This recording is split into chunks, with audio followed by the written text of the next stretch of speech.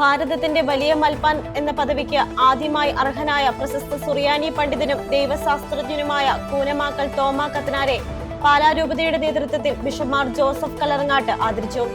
ചേർപ്പങ്കലിലെ വൈദിക മന്ദിരമായ കാസ ദെൽ ക്ലെയറോയിൽ വെച്ച് നടന്ന ചടങ്ങിൽ കേക്ക് മുറിച്ച് മധുരം പങ്കുവച്ചാണ് ആദരവ് പ്രകടിപ്പിച്ചത്.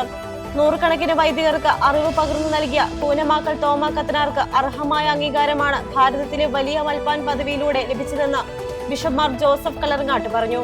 കൂനമാക്കൽ തോമാ കത്തനാർക്ക് ഈ പദവി നൽകിയത് കോട്ടയം സീരിയാണ്. പാലാരൂപതയിലെ വൈദികനായ അദ്ദേഹം സുറിയാനി ഭാഷയിൽ ഡോക്ടറേറ്റ് നേടിയ വ്യക്തിയും ഒട്ടേറെ ഗ്രന്ഥങ്ങളുടെ രചയിതാവുമാണ്. ചടങ്ങിൽ പാലാരൂപത മുഖ്യ വികാരി ജനറൽ മോൺസിഞ്ഞോർ ജോസഫ് തടത്തിൽ, വികാരി ജനറൽമാരായ monsignor Joseph Malayapparambil, monsignor Sebastian Methanath, Marsleeva medicity managing director monsignor doctor Joseph Kaniyodickal, ആശുപത്രി പ്രോജക്ട് IT ലീഗൽ ആൻഡ് ലയൻസ് director reverend father Jose Kiranchira തുടങ്ങിയവർ സംസാരിച്ചു.